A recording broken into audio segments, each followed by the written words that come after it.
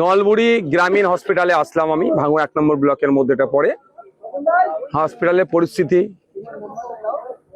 কোন জায়গায় দাঁড়িয়ে আছে, স্টাফ কি আছে, কত পাচ্ছে, কি সুযোগ সুবিধা আছে, কোন জায়গায় গ্যাপ আছে, সেই বিষয়ে সব আমাদের আলোচনা হলো। বিডিও সাহেব ছিলেন, ব্লকের যিনি হেলথ অফিসার ছিলেন, আরো তারা অ্যাসোসিয়েট যারা ছিলেন, তারা আলোচনা হয়েছে। পানীয় জলের যে দুরবস্থা, এখানে এমপি কোটা একটা হয়েছিল, সেটা অকেজ হয়ে পড়ে আছে।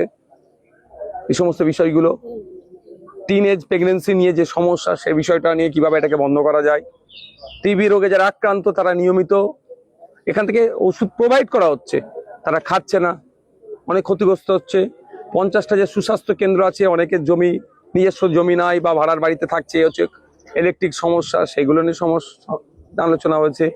এখানে যারা মেটার্নিটির যেটা ওয়ার্ড আছে, সেখানে যারা বাচ্চারা আছে, সেখানে একটু সমস্যা, তা ওই ওয়ার্ডের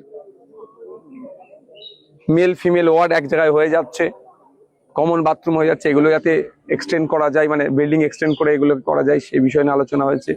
এখানে সিজার হয় না,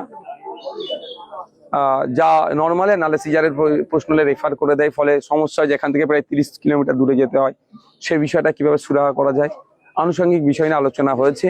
বেশ কিছু দাবি দাবা উঠে এসছে, এবং কর্মচারীদের ক্ষেত্রেও, নিয়োগের ক্ষেত্রেও যেগুলো যা ছিল, সেগুলো নিয়ে অনেক আলোচনা হয়েছে, ফ্রুটফুল আলোচনা হয়েছে। আগামী দিনে এই নলমুড়ি ব্লক হসপিটালটাকে, যেটা গ্রামীণ হসপিটালটাকে আমরা আরো উন্নততর কিভাবে করা যেতে পারে, সেই নিয়ে চর্চা হয়েছে।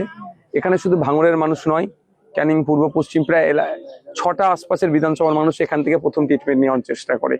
ফলে এখানে যদি হেভি ট্রিটমেন্টের আমরা একটা অ্যারেঞ্জ করতে পারি, প্রায় 30 বিঘা জমি আছে হসপিটালটা, আগামী দিনে এটা সরকার চাইলে মেডিকেল কলেজও করতে পারে।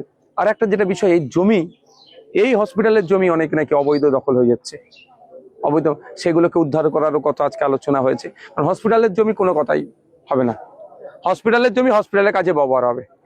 এখানে যদি 30 বিঘা জমি আছে, সেটা যদি সবাই মেডিকেল কলেজ যাবে, তাহলে কলকাতায় হাজিকর চিত্তরঞ্জনে আর ছুটে যেতে হবে না, সব ট্রিটমেন্ট এখানে হবে। সেই জমিগুলো উদ্ধারের আলোচনা হয়েছে।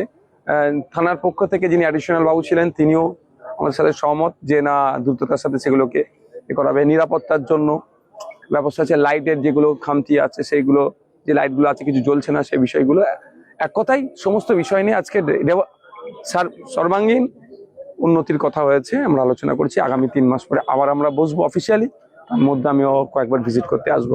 ভাইজান, যে সাধারণ মানুষ যে এখানে আসলে একেবারে যে সিজারের কথা আপনি বললেন, তবে সিজার নিয়ে এবারে কি পরবর্তীবারে কি এটা চালু হবে? দেখুন, সেটা নাই যাতে এখানে হয়। এমনি এখানে প্রতি মাসে 80 থেকে 100 জন নর্মালি ডেলিভারি হয়। যদি কারো সিজারের প্রয়োজন হয়, তাহলে এখানে সেটা পাচ্ছে না, তাদেরকে দূরে চলে যাচ্ছে হচ্ছে না, প্রাইভেটে যেতে হচ্ছে। গরিব মানুষ প্রাইভেটে না যেতে পারলে তাদেরকে দূরে যেতে হচ্ছে কলকাতায়। ফলে এখানে যদি ওই অ্যারেঞ্জটা করা যায়, তারও আগামী দিনে যাতে চালু হয়, সে নিয়ে আলোচনা হয়েছে। আরো অন্যান্য ডাক্তার নিয়ে আসার ব্যাপারেও আলোচনা হচ্ছে। তার জন্য যে ক্যাটাগরি আছে, সেটাকে আপগ্রেড করতে হবে, কিভাবে আপগ্রেড করা যায়, সে নিয়ে আলোচনা হয়েছে।